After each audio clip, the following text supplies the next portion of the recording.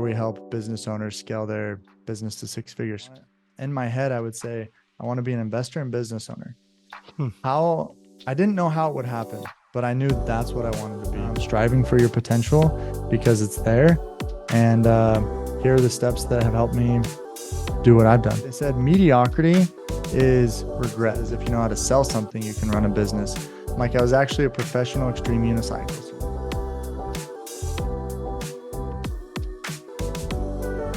Kevin, welcome to the BookThinker's Life-Changing Books podcast, man. How are you feeling today?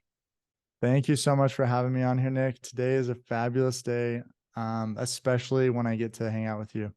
Yeah, there's nothing I would rather be doing. So for the members of the BookThinkers family that did not catch my posts last year about your book and they're unfamiliar with Kevin Kartchner, why don't you introduce yourself to everybody? Yeah, for sure. So my name's Kevin Kartchner. I wrote the book, Talk is Cheap, The Fight Against Mediocrity. And yeah, there it is, which is funny. I'm living in Mexico right now. And before I left, I'm like, I have to at least bring one copy to like film and do ads and stuff or whatever. And I forgot. So I don't even have a physical copy of my own book. I'm going to have my sister bring me one. But so I do that. I host the Create Your Own Economy conference, which Nick spoke at last year and killed it. Whenever I ask people who was the best speaker, they say Nick was just so well poised and what he said was so powerful. So he killed it. And then I have a coaching program called the Fight Against Mediocrity program, where we help business owners scale their business to six figures. All right, let's go back in time a little bit. I think what you used to do professionally is very interesting to people. So why don't you talk a little bit about your unicycling days? Yes. It's funny because whenever I tell people, yeah, I was a professional extreme unicyclist, like just last week, someone was like, you must have played basketball, like you're really tall. I'm like, I was actually a professional extreme unicyclist. And I'm like, you're kidding, right? Like it's either you're kidding or like you were a clown or like the thing with one wheel. So yeah, I mean, one of my buddies was riding one. I picked it up and got really into it in 2008. I went to a competition in South Dakota called the North America Unicycle Championships and Convention, and didn't know anything, didn't know anybody, but got around the right people. And then 2 years later, I placed fifth in North America. And then 2 years after that, placed fourth in the world in street unicycling. Was sponsored by 510 Shoes, a unicycle company, a clothing brand.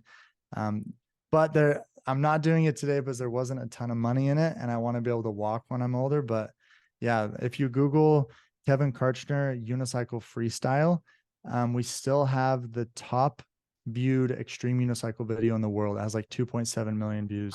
It was done by Devin Supertramp. Yeah, that's super cool. And then you transition into the world of sales and business. So how did you get introduced to the world of selling and why do you think sales is an important skill set to have? Yeah, dude, me and you have talked about this before. When I was 14 years old, my uncle gave me the audio version of Rich Dad Poor Dad, probably pirated. I did not pay for it, but he put it on my MP3 player. And so while everyone else on the school bus was listening to Britney Spears or AC/DC or whatever, I was being indoctrinated by Robert Kiyosaki. And there's a story in there when he talks about he's being interviewed in Japan by a very, very proficient writer. And she said, I would love to be a best-selling author like you. And he said, oh, actually, I know an advertising and sales school down the street. I can introduce you to the founder, the owner, and you can learn how to sell your book and do that. And she stood up in disgust and said, I will never do sales. I will never do sales. I'll never stoop to that level. And as she was walking out, Robert's kind of backpedaling. And then he looks at his book and he picks up his book and he says, you know, it says best selling author, not best written author. And then he talked about how if you know how to sell, you can go anywhere and do anything.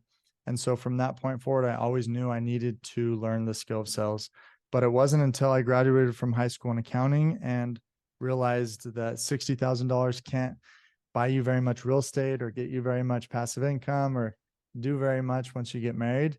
Then I realized, okay, it's time to get into sales. And so I actually started praying for a sales job. Like most people pray that they'll never talk to a salesperson.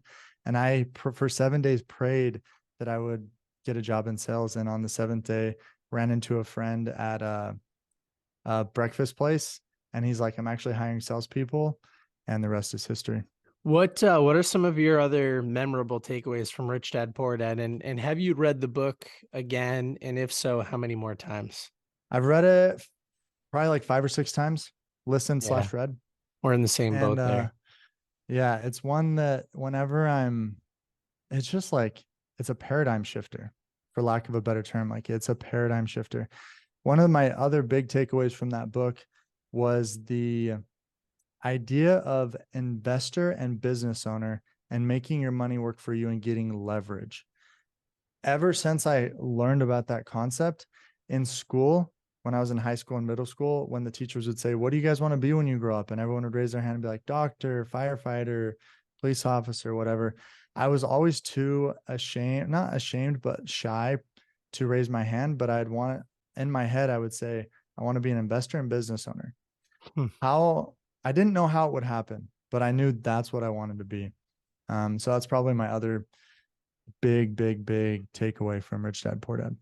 Yeah, that's awesome.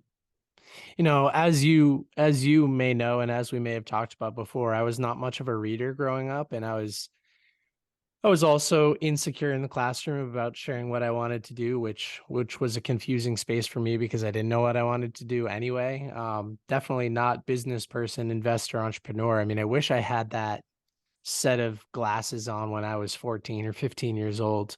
But reading Rich Dad Poor Dad changed my life too. And it wasn't until the age of 20, but I'm so happy that I read it. And yeah, once you put on that pair of glasses and you see the world through the lens of leverage and ownership and investing and money working on your behalf instead of working for it, I mean, it's tough to go back.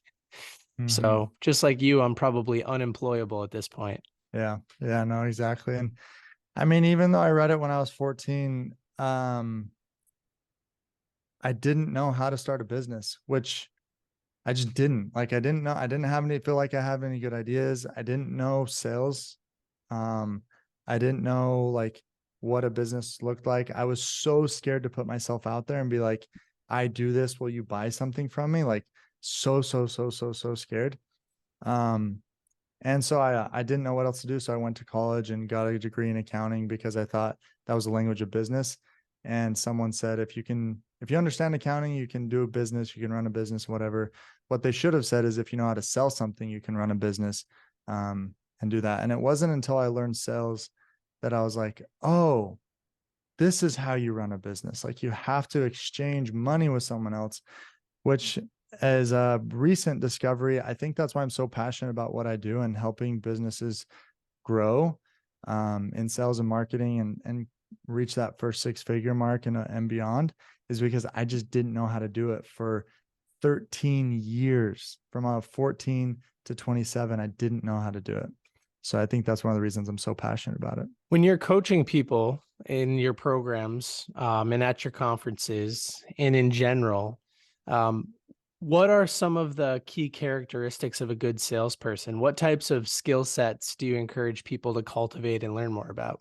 First of all, I think anyone can do sales. It's funny, dude, because when I first started my business, I was like, you got to learn sales, you got to learn sales, you got to learn sales. But I learned that sales turns people off immediately. Most people, 99% of people. And so I actually don't talk about sales that much anymore in the advertising and marketing. I more talk about like building your dream life, growing your business, all that stuff. But sales is really just serving, because if you have something that you believe can help someone, you have a moral obligation to share it with them and to invite them to purchase from you. And when someone exchanges money with you, that's when value can truly be provided.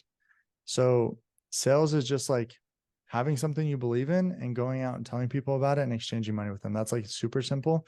As far as like the nitty gritty details that people need, they need to be curious, because when you're talking to someone, you have to understand where they're coming from, what they feel, why they're looking for something, what they really need. And I think the other big one is just like relentless, because sales can be so discouraging because you get told no, especially when you start a business. Things are tough, things are hard. You don't know what you're doing. You don't know how to make an offer. You don't know what to say. Like, that's the biggest thing. You don't even know what to say. Like, you're just rambling. You just throw up all over them with features. So I think just the willingness to be relentless and not give up. Yeah, when I went to college and I had my first internship, well, it was really a business. I ran a house painting business for 2 years, Wow. and I went into that knowing that I needed to embrace a lot of discomfort because I was very introverted, very insecure at the time, but I had to generate my own business, which I probably missed during the discovery process of applying for this internship slash job slash business creation. So I had to do door-to-door sales, and it was Wow. terrifying for me. But through that experience, I was able to realize, yeah, you have to be relentless, because 99 out of every 100 doors I would knock on would just say no immediately. And you needed to be curious. I think curiosity is probably one of my best sales traits, because I am genuinely curious. I want to learn everything there is to learn from everybody there is out there. So I'm happy that you brought those two up. So let's transition a little bit to writing this book. Where did the idea Mm, come from for Talk is Cheap, the Fight Against Mediocrity, and why'd you decide to write it? yes, dude, it is such an interesting story. So, um, graduated from college and worked as an accountant for a year for a big real estate company. End of the year, I was like, okay, what actually ended up happening is I saved up $9,000, met my wife, and spent all $9,000 on her ring pretty much. And so I was like, yeah, I got to figure out some way to make more money. So I went into sales and then did sales for a software company for a year, and then went and sold homes, new homes. And while I was there, it was, I learned very quickly that you can have the same sales skills, but if you just sell something more expensive, you make a lot more money. I was really good at sales at the software company, but it's just a low ticket, hard to sell thing to small business owners who are difficult to work with in the first place. And then when I started selling homes, it was like people actually wanted homes, and it's a high ticket. It's like $400,000 home. So I made a lot more money doing that. Um, but the culture there killed me, dude. Like a lot of complacency, a lot of negativity, a lot of wasted time. Um, and it's just tough. And so I don't know if you've ever experienced this where you're talking to someone and they're like, "Oh yeah, you can't do this," or "Yeah, that's not possible," or they start saying things that like are very negative, pessimistic, and you just start to get a fire inside of you, like, "No, I can do that." Oh Like, "No, yeah, I'm going to do 1000%. that." Like, Yeah. yeah, like you know that fire inside of you when people start doing that. That was me all the time, every single day. I was just like, no, we can do it. We can make this happen. We can grow. Like we don't have to be negative. Let's like and so that was just like every single day being in that environment. I almost had like this constant fire inside of me of like, no, this isn't how it should be. I don't want to be surrounded by this. And that's honestly kind of ended up being a blessing, because that's where the fight against mediocrity was born. Because I was reading a book by Darren, or listening to a book by Darren Hardy at the gym one day while I was working there, called The Entrepreneurship Roller Coaster. And in that book, he says, um, a lot of people do what they do because they love whatever it is. But he's like, but on the flip side of it, hatred is a good motivator as well. He's like, there's yin and yang, right? Like there's the sun and there's the moon, there's God and there's Satan. He's like, there's all these opposites. And so he said, whatever you love, you could also figure out what the opposite of that is and let that fuel you. I'm paraphrasing. And so when he said that, I said, well, I love success. I love ambition. I love going for big goals. I'm like, what's the opposite of that? And it like hit me like a ton of bricks, like, you know, lightning struck. And it was like the fight against mediocrity. And I got chills. Like the first time I said it, it's like the fight against mediocrity. Like that was it. And from there, I wake up early and go to the gym every morning. And there's a superpower of waking up early and going to the gym where you're in solitude, no one else is around you, and your brain is fresh. So, fresh brain, no one talking to you, you can really get in your own head and really get some really cool inspiration, revelation, and guidance. And so, in that time, I didn't listen to so many podcasts and audible books or music at the gym. I listened to YouTube videos, and I would listen to motivational videos by Les Brown, Arnold Schwarzenegger, Kobe Bryant, Michael Jordan, Lewis Howes, you know, Eric um, Thomas. Eric Thomas, yeah, Ed Milet, all those Darren Hardy, all those like inspiration, not so much like tactical stuff, but just like fire you up. That's what I'd listen to. And it was really cool because as I was listening to those, I say this and I don't know, I haven't got a lot of pushback yet, but I kid you not, it was like revelation. Was every morning while I was at the gym, I'd be listening to these, and I have a note in my Apple Notes on my phone that says "Talk is cheap, the fight against mediocrity," and it would just like start filling up slowly with ideas. And I'd be writing down something and it'd be like, "That's chapter 1." And I'd be writing and be like, "That's chapter 2, that's chapter 3," and like put this here and put that here. And it just started like rolling out in this note. And then that's the first phase of it.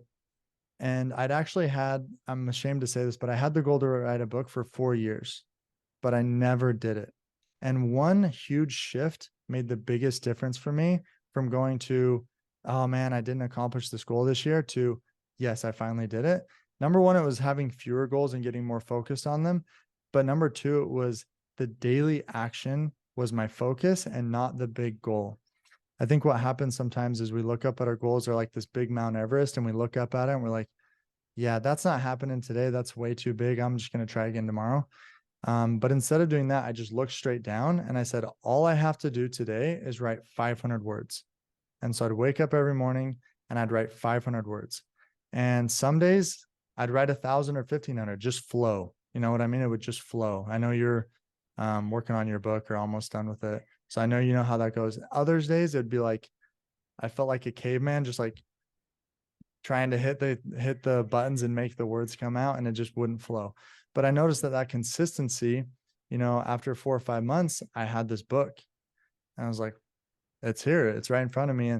And then you go into the whole editing and revising and all that stuff, which is actually the a lot harder than the writing. But that's how it was born, dude. And I didn't necessarily have like the credentials to do it, which is why I'm going back through this year and doing version 2 to kind of tell the rest of the story. But I was just passionate about it, man. And I think that's what, this book was born, just because of my passion of fighting mediocrity, striving for your potential because it's there. And here are the steps that have helped me do what I've done. There's so much to unpack there. But first, congrats on the second version. So I didn't realize you had another edition coming out. When will that come out? Is that later this year, next year? Oh, it'll be either later this year or early next year. And I actually got so I'm a quarter of way through a new book, like a second book, not even like a whole new book. And then I was talking to one of my mentors and he's like, so what are your goals for this year? I'm like, write another book. And then it like hit me. I'm like, wait a second. Why am I writing another book when my first book could be, the story's not over. And so it kind of hit me like, no, I need to go back through and add some pieces of the story that aren't there. And so I probably shouldn't like go out and announce it yet because it's in the works, but end of this year is when that will be. Yeah, super cool. No, I like the idea of revising content over time. That's what's nice about books nowadays, is that you can update them, and especially with Amazon print on demand services and platforms like that, an updated version of your book will just be sent to the next customer instead of having to buy out a ton of inventory or something like that. So that's cool. Yeah. So did you feel any type of imposter syndrome putting the book out the first time? That's a really good question. I think that's what kept me from writing it for the longest time. But I think there were two things that really helped me overcome any sort of imposter syndrome. Is number one, I went from accounting to sales and cold called like 100 business owners every day for a year. And when you do something like that, it's just like hard and draining and it sucks. And doing that, and then I did some triathlons during that year, and I started to like really challenge my mind. And because of that, I started to think like, well, why not me? Like, why can't I do that? And the quotes of like, if you can believe it, then you can achieve it. I was like, why don't I just stop saying that's a good quote? And why don't I just like believe it for me and believe that I can do that? And so I think just after listening to these YouTube videos so many times, it just like started to become a part of me of like, why can't I do it? Why not me? And I think another part of it was, I'd read some books. I started to read more books. And when people first get into reading books, it's like the headliners, right? Rich Dad, Poor Dad, Shoe Dog, 10X Rule, like the big headliners. But as you start reading more books, you start getting into more niche books that not a lot of people talk about because you just start seeing them. And I started reading some books, and there was one book, I can't even remember what it was, but I started reading it and I'm like, you know what? This book really isn't that good. Not in like a rude sort of way, like writing a book is hard, but in just like if they can do it, I can do it too. Yeah. Um, and then I guess the last piece of that was I had just my whole life, I kind of for the first time looked down the road at my life and was like, if I keep on the path I'm on, I'm going to be stuck in mediocrity for the rest of my life. And I was scared to talk about it before because I didn't want to offend people, getting in your face about the fight against mediocrity. I didn't want anyone to feel uncomfortable. I was scared to put myself out there. But then I realized, like, yeah, but if I don't, I'm going to have the regret my entire life of not just going for it. And that's what pushed me over the edge. Yeah, it's kind of a phase that I'm in as well. I made some big changes over the last year, and a lot of them had to do with that primary motivation of not wanting to look back on my life and have any regret. Like you don't read stories in these books about people who played under their comfort zone, you know what I mean? Yeah. You read about people who break outside of it or expand it consistently, and so that's really cool. Let's talk a little bit about your morning routine. So you have a course, right? That helps Mm-hmm. people wake up consistently earlier in the Yep. morning. Yep. HowtoWakeUpEarly.com. I HowtoWakeUpEarly.com. All think right. I think is it. Anyways, but yeah, if someone DMs me morning on Instagram, I just send it to them for free. But All right. How long have you been waking up early? How early is early? Did you say 5 a.m. earlier? so I wake up between 4 and 5. Like 4:30 is like the pretty standard. Um, and I don't know if I've told you this. I talk about it in my book, but like I sucked at waking up early. Like my siblings would play rock, paper, scissors to like who would have to go wake me up for school because I'd Yeah. just be a rock. I would sleep through my alarm. My friends, when they would want to go to the gym with me, they'd have to come into my house, turn off my alarm and wake me up. Like just couldn't. And people would be like, dude, Kevin, wake up. And I'd be like, I can't. And so I had to come up with the science of waking up early. And yeah, I wake up like 4:30. Um, Okay, nice. And how long's your workout in the morning? And are there other pieces to your morning routine other than the gym? Yeah. So, morning time, definitely. So I do the non-negotiables in the morning, which for me are investing in my body, my mind, and my spirit. And so I figure if I can get those done and out of the way before my family wakes up, then the rest of the day is I can pour into them because I've already poured into myself. Um, and so I'll go to the gym for usually about an hour, like maybe an hour, 15, hour 30 if it's a longer workout. I'll come back, read the scriptures, pray, and then I'll hop into another book. Or I usually listen to like an audiobook or podcast at the gym. So that takes care of my mind. Or I'll even just hop into an important project that I need to get started for on the day so that I can get ahead of stuff that I need to be doing. Yeah, sort of like eat that frog Yep, mentality. exactly. Okay. I want to go back to the prayers and scripture piece in a little bit. But first I'll share. So I wake up now at 5:55, so about an hour and a half later than you do. But I'm on day 50 of 75 hard right now, and I get both of my workouts done every morning before the workday starts. And earlier you were talking about having mental clarity in the morning, and I experience the same thing. I do a 45-minute walk with my dog every morning out in the woods.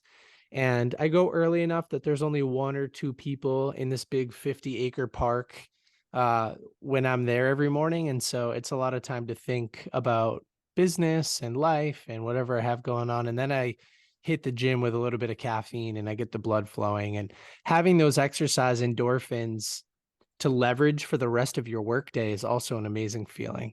So I don't Mm-hmm. think I'll ever stop the morning workouts. That's for sure. Yeah, no, I've tried both. I definitely like the morning workouts. And part of my morning routine that's actually come since we adopted a baby boy. His name's Stanford. He's 13 months now. And one of the things that I adopted to my morning routine is actually an hour and a half just with my family. So from 7:30 to 9 or 8 to 9:30, I'm just with them, eating breakfast with them, going on a walk with them, do all that stuff. And because I wake up early, I'm able to just allocate that time for them too. Yeah, you tell the story, and I'm going to forget it, but I've seen you tell the story twice now from stage of, I think, the Jazz owner. Is that who it is? Mm-hmm. Yeah. Yeah. Larry H. Miller, he owned the Jazz and owns the Utah Jazz basketball team. He sold Yeah. it like last year, but yeah. Can you tell the story of what his son says? Because I think it's a powerful story. It sticks out from Yeah. your speech. Yeah, for sure. So I read Larry H. Miller's autobiography while I was in Lake Powell one year, just busted out the whole week. And super, super impressive guy. Went from nothing to billions of dollars. And you know, bought the Utah Jazz, sold it for like $2 billion. I can't remember, it's a couple $1 billion. And really, really impressive guy. But he died in his early 60s. And something that stood out to me was in the book, it talked about how he was so focused and singular on what he was doing that some days he would throw a candy bar in his trunk, come home that night, the candy bar would still be in his trunk and he hadn't eaten all day.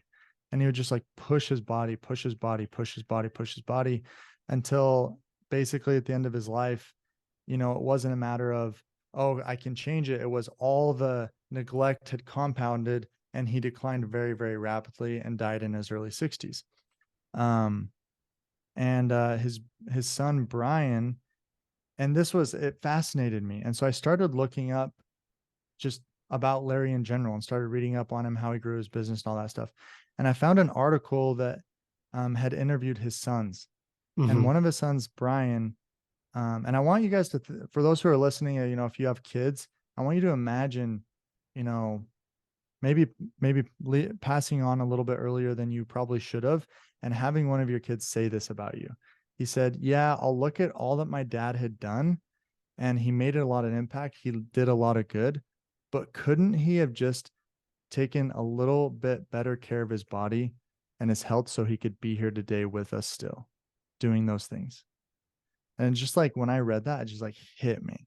Yeah. Oh, well, that's it. You made me think about it when you talked about an hour and a half with your family every morning as a non-negotiable, or just as part of your routine recently. And I think that's amazing. I have a tattoo that says family first, and I try to remind myself that at the end of the day, that's all that matters.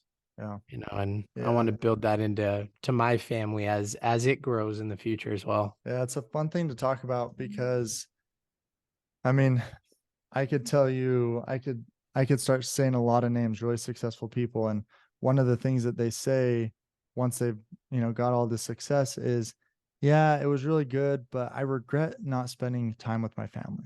Like I regret neglecting my family. I missed my daughter from years 1 to 11. Like I missed that whole section.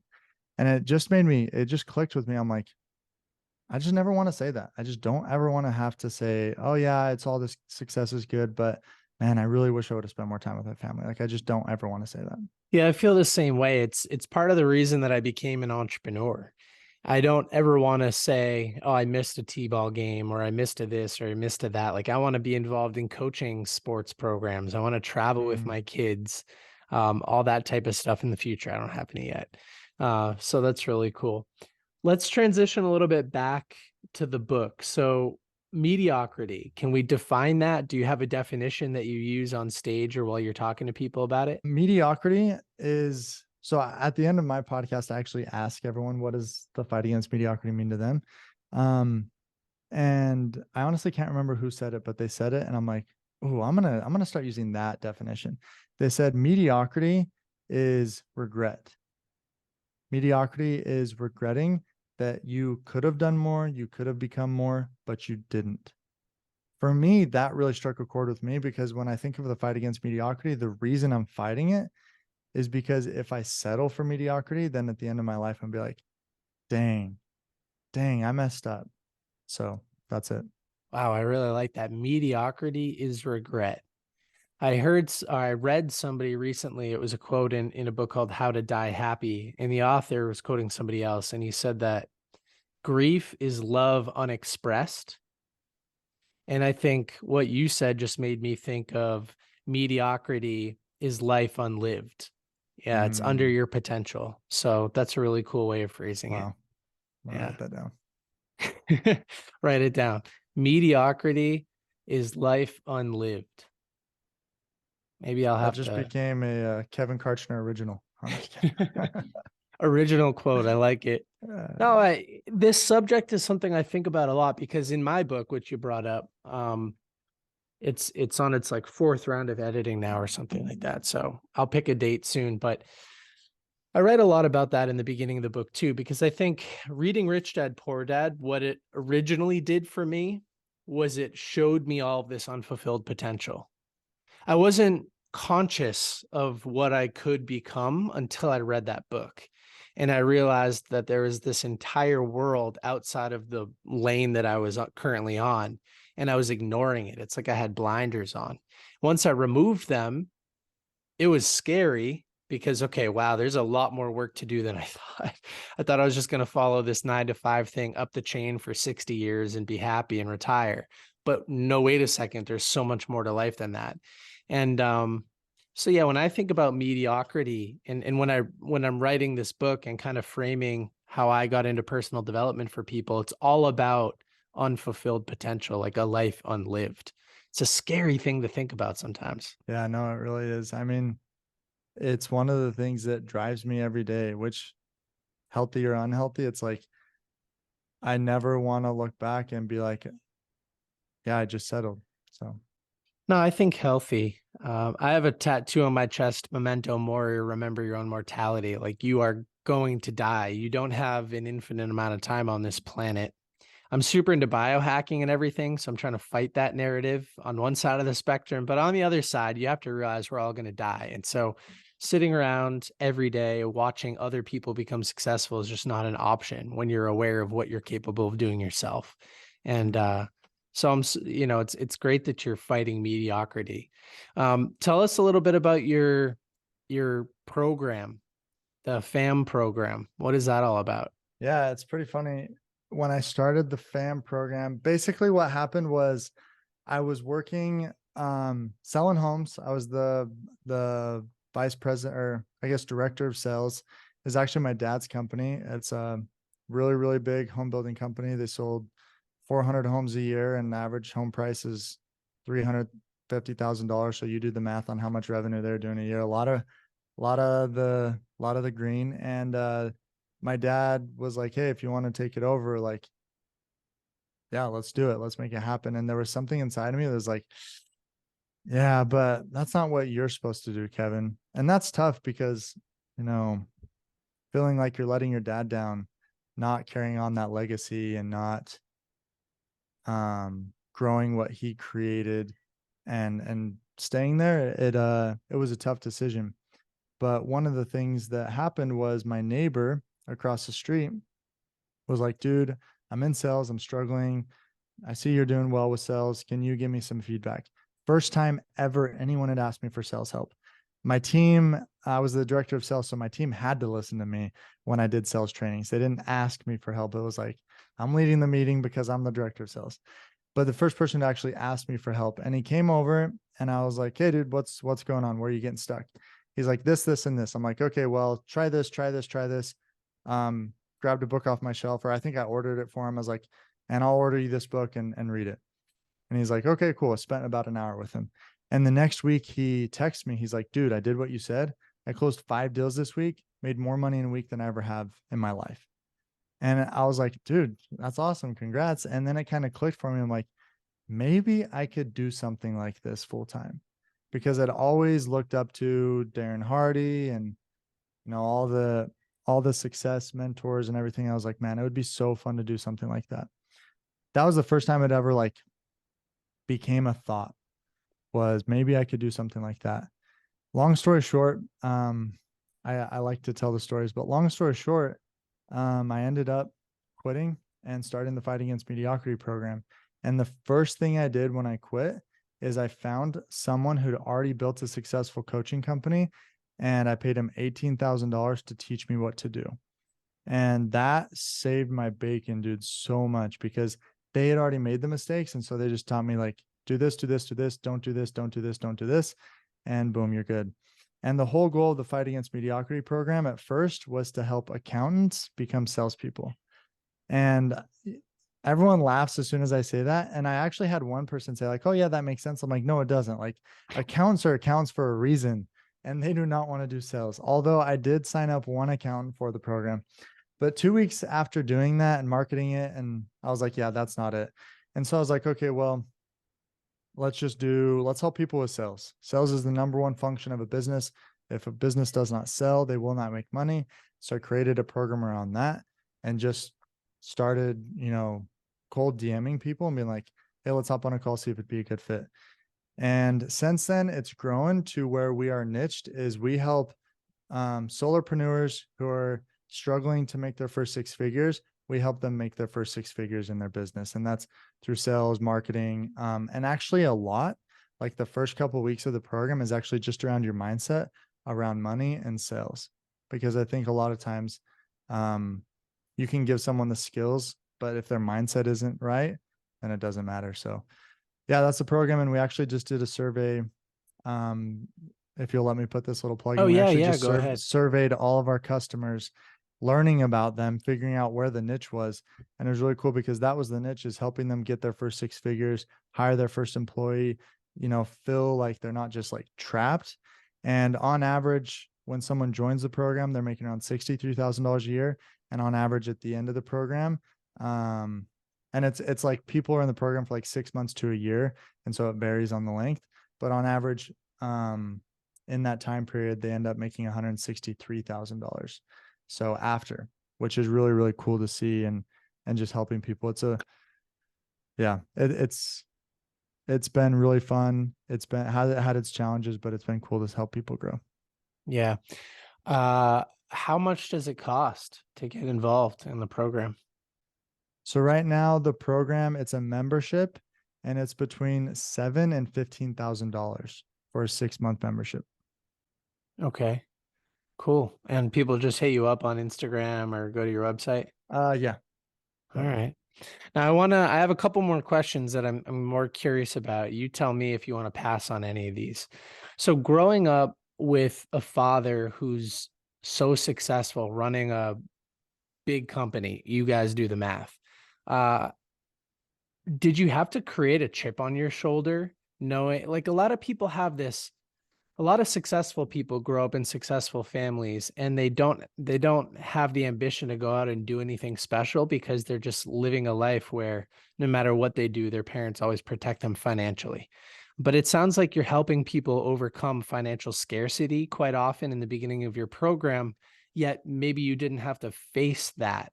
I don't know. Could you unpack that a little bit for us? Just give some thoughts Yeah, there. I know. It is interesting because if you look at my life, like, yeah, it's true. My dad's been super successful. We didn't ever have like, my dad's very, very frugal. He grew up working on a farm from second grade, like second or third grade. He worked on a farm, paid for his clothes, paid for sports, paid for everything, like insanely frugal. And he served a mission for the Church of Jesus Christ of Latter-day Saints in Alabama for 2 years. And when he got home, his dad's like, hey, I think it's time that you move out. And didn't have any money, just got back. And he said that was one of the best things that had ever happened because it forced him to move out.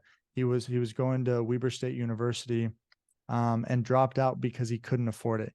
He says he couldn't afford it. He also says he didn't like it. So I think he just didn't like it. But he couldn't afford it. He was a janitor at the college, like trying to make money. And so he started being an entrepreneur and went through the typical phases of starting different businesses, not making any money, just like learning, and then kind of hitting home building. And it's actually funny because his first 2 years, he lost $200,000 of his father-in-law's business building homes Oh, because he wow. didn't know what he was doing. And so that's when it clicked for him. He's like, I have to invest in myself and learn what successful home builders do. And now he does really well. But yeah, I was like, I always asked my dad, I was like, if you are so grateful for the hardships you went through, why do you help us so much? Because he helps us kids a lot. Why do you help us so much? And he's like, I want to try to make it a little bit easier for you, which is a paradox, right? Like he had it so hard and it made him who he was. And he has such a kind heart of, I don't want it to be as hard on you as it was for me, but that's what made him so successful. And so I don't know. But I think part of me was like,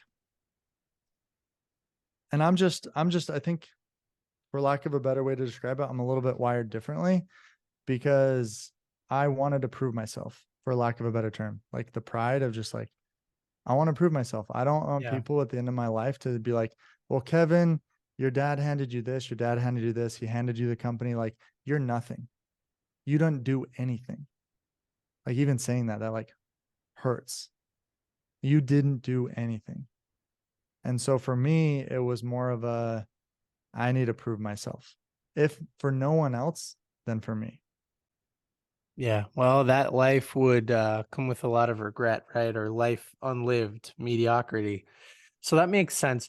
Do you think that your faith, specifically LDS, has created this? Like, do you think it's contributed to this mindset? Because it seems like a 2-year mission. That's a big sacrifice, and everybody has to go through it, right?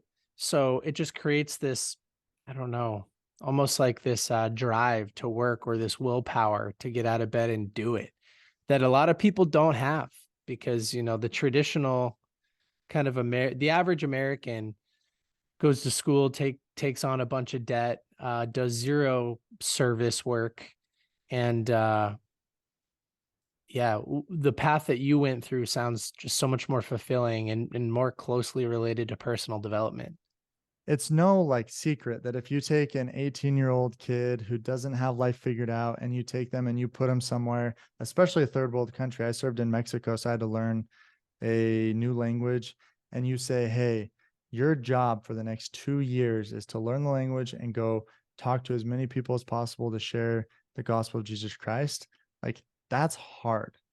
And so doing that, there's so a lot of the Utah is very high population of members of the Church of Jesus Christ of Latter-day Saints, and a lot of them serve missions. And so coming back from an experience where for 2 years you created your own economy, in the sense of like, you're just drumming up, like knocking doors, talking to people, creating your own schedule, you know, budgeting, buying your own food. Like, you don't get paid for any of this. You're just out serving.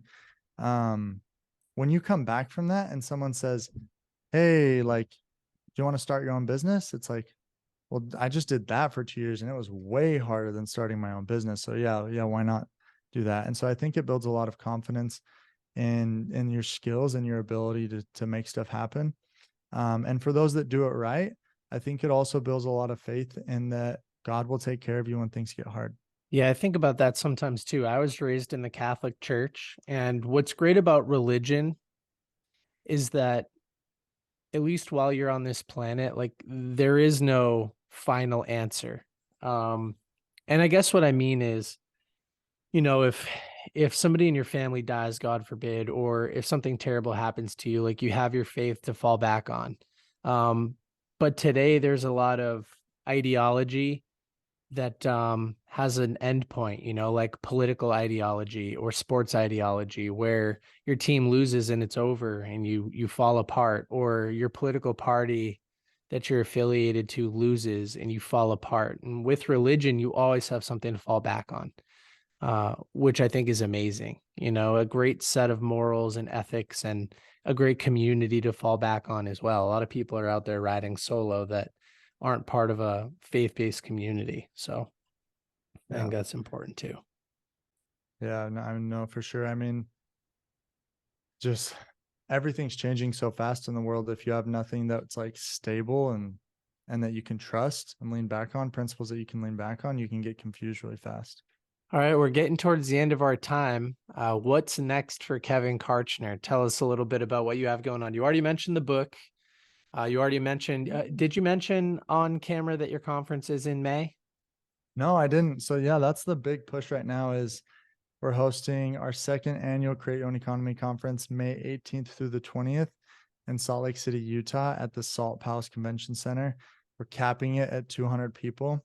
And that's the next big thing, throwing an event is a labor of love because it is a lot of work and a lot of stress and thought and preparation goes into it. But I was talking to someone today actually, and they're like, "Oh, I really want to make it work, but I need to find a babysitter and this and this." I think the special things about events is not only did the organizer of the event with their team put a ton of effort into it, but they're also bringing together amazing speakers who also put in a bunch of effort to prepare for it. And then you have people who, travel and babysitters and hotels and whatever, put in a ton of effort to get there. And you have this magical 3-day event of just everyone sacrificing time, money, energy to be there and to make a difference in their lives. And you just can't replicate that anyway. So that's the big thing coming up. Yeah, and I can give you a little testimonial for last year's event. It was so much fun to be at, and you surround yourself with such an amazing community and people are part of the people that are part of your fam program, but also just the other speakers and everything. So it's such an electric environment, and there's nothing better than being in a room full of people who want to help and support each other and give free advice and hang out and tell stories. Like, it's just, I don't know, you do a really nice job with it. So that's going to be a lot of fun.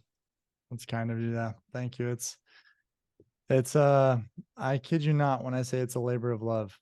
Conferences are a lot of work, but they're way fun. Yeah. All right, cool. For people that want to learn more about you, pick up a copy of your book, learn about the FAM program, learn about the conference, where do they go? What do they do? Thanks, dude. I appreciate it. So you can check out my Instagram is where I'm most active, and then all the links are in there. My username is just Kevin Kartchner, my name. I do have a fancy book website where you can get my book for free if you just cover shipping and handling. And the URL is talkischeapbook.com. So yeah, they can grab it there. But my Instagram has all the links for everything else. All right, cool, man. We'll end it there. Any final word for the Book Thinkers family? I would just say, you go through life, and if you can connect with a few people who just have a really good heart, are really kind, are really ambitious, are great, givers of who they are and what they know. If you can surround yourself with a couple of those, then you've lived a good life. And I would just say Nick is one of those people. He's just such a good dude, inspiring, loving, giving. He's just got it right. And so for the Book Thinker family that you're on here listening to Nick, I would just say you're in a good place, and to make sure you stay here for the rest of your life. Appreciate you, man. Thank you.